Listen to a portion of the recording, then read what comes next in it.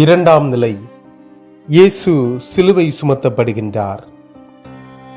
இயேசு மெசியாவே, உம்மை நாங்கள் வணங்கி ஆராதித்து போழ்கின்றோம். ஏனென்றால் உமது திரு சிலுவையால் நேர் உலகத்தை மீட்டீ. சுமை மிகுந்த சிலுவையும் சுமந்து கொண்டு அவர் முன்னே நடக்கின்றார். இயேசுவின் சுற்றிலும் பாருங்கள், நண்பர்கள் யாருமில்லை. யூதாஸ் அவரை மறுதலித்தான். மற்ற சீடர்கள் ஓடி ஒளிந்து கொண்டனர். அவரது அற்புத செயல்களை கண்டவர்களும் அதன் பலன் அனுபவித்தவர்களும் இப்போது எங்கே? ஓசானா பாடி வரவேற்றவர்களும் இன்று மௌனமாக இருக்கிறார்கள்.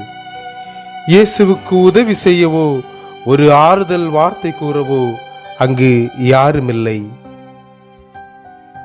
என்னை பின் செல்ல விரும்புபவன் தன்னை மறுத்து தன் சிலுவையை சுமந்து கொண்டு என்னை பின் தொடரட்டும் என்று நீர் அருளிச் செய்தீரே.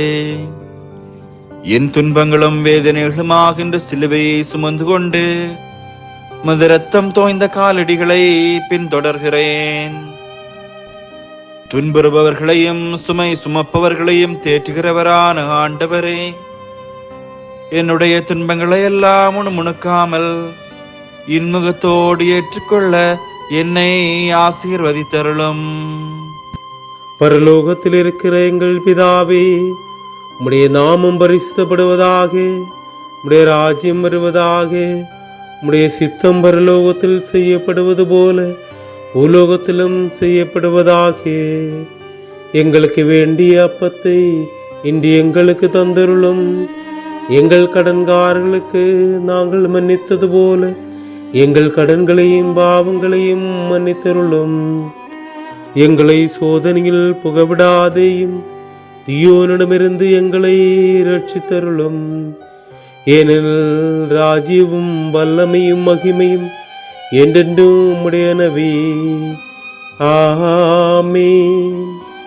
அருள் நிறைந்த மரியே வாழ்க, ஆண்டவர் உம்முடனே, பெண்களுக்குள் ஆசீர்வதிக்கப்பட்டவள் நீரே.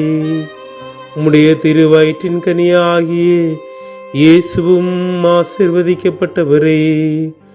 தூய மரியே, இறை அன்னையே, பாவிகளாகிய எங்களுக்காக இப்பொழுதும் எங்கள் மரண நேரத்திலும் வேண்டிக் கொள்ளும். ஆமென். ஆண்டவரே, ஆசீர்வதித்தருளும், எங்களை ஆசீர்வதித்தருளும்.